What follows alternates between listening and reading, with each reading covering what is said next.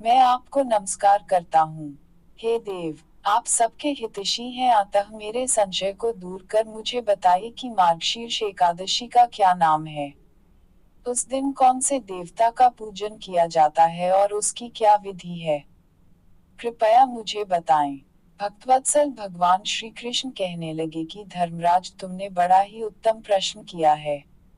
इसके सुनने से तुम्हारा यश संसार में फैलेगा।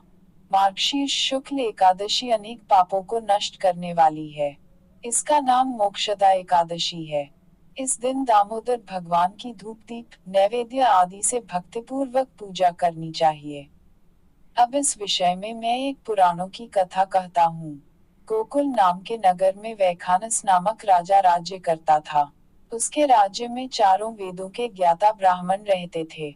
वह राजा अपनी प्रजा का पुत्रवत पालन करता था। एक बार रात्रि में राजा ने एक स्वप्न देखा कि उसके पिता नरक में हैं। उसे बड़ा आश्चर्य हुआ। प्रातः वह विद्वान ब्राह्मणों के पास गया और अपना स्वप्न सुनाया। कहा, मैंने अपने पिता को नरक में कष्ट उठाते देखा है। उन्होंने मुझसे कहा कि हे पुत्र, मैं नरक में पड़ा हूँ, यहाँ से तुम मुझे मुक्त कराओ। जब से मैंने ये वचन सुने हैं तब से मैं बहुत बेचैन हूँ। चित्त में बड़ी अशांति हो रही है। मुझे इस राज्य, धन, पुत्र, स्त्री, हाथी, घोड़े आदि में कुछ भी सुख प्रतीत नहीं होता। क्या करूं? राजा ने कहा, हे ब्राह्मण देवताओं, इस दुख के कारण मेरा सारा शरीर जल रहा है। अब आप कृपा करके कोई तप, दान, व्रत आदि ऐसा उपाय बताइए जिससे मेरे पिता को मुक्ति मिल जाए। उस पुत्र का जीवन व्यर्थ है जो अपने माता पिता का उद्धार न कर सके।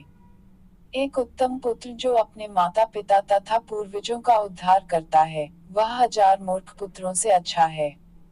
जैसे एक चंद्रमा सारे जगत में प्रकाश कर देता है, परंतु हजारों तारे नहीं कर सकते।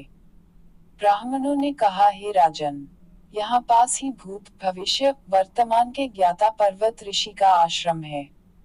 आपकी समस्या का हल वे जरूर करेंगे। ऐसा सुनकर राजा मुनि के आश्रम पर गया। उस आश्रम में अनेक शांतचित्त योगी और मुनि तपस्या कर रहे थे।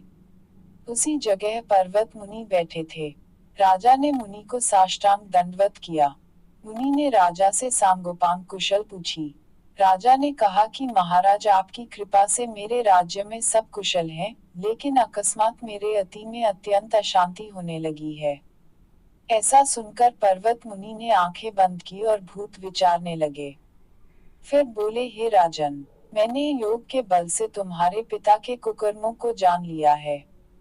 उन्होंने पूर्व जन्म में कामातुर होकर एक पत्नी को रति दी, किंतु सौत के कहने पर दूसरे पत्नी को ऋतुदान मांगने पर भी नहीं दिया। उसी पाप कर्म के कारण तुम्हारे पिता को नरक में जाना पड़ा। तब राजा ने कहा, इसका कोई उपाय बताए। मुनि बोले, हे राजन, आप मार्गशीर्ष एकादशी का उपवास करें और उस उपवास के पुण्य को अपने पिता को संकल्प कर दें। इसके प्रभाव से आपके पिता की अवश्य नरक से मुक्ति होगी। मुनि के ये वचन सुनकर राजा महल में आया और मुनि के कहने अनुसार कुटुंब सहित मोक्षदा एकादशी का व्रत किया। इसके उपवास का पुण्य उसने पिता को अर्पण कर दिया। इसके प्रभाव से उसके पिता को मुक्ति मिल गई और स्वर्ग में जाते हुए वे पुत्र से कहने लगे, हे पुत्र, तेरा कल्याण हो। यह कहकर स्वर्ग चले गए। मार्गशीर्ष मास की शुक्ल पक्ष की मोक्षदा एकादशी का जो व्रत करते हैं, उनके समस्त पाप नष्ट हो जाते हैं। इस व्रत से बढ़कर मोक्ष देने वाला और कोई व्रत नहीं है। इस कथा को पढ़ने या सुनने से वायपेय यज्ञ का फल मिलता है। यह व्रत मोक्ष देने वाला तथा चिंतामणि के समान सब कामनाएं पूर्ण करने वाला है।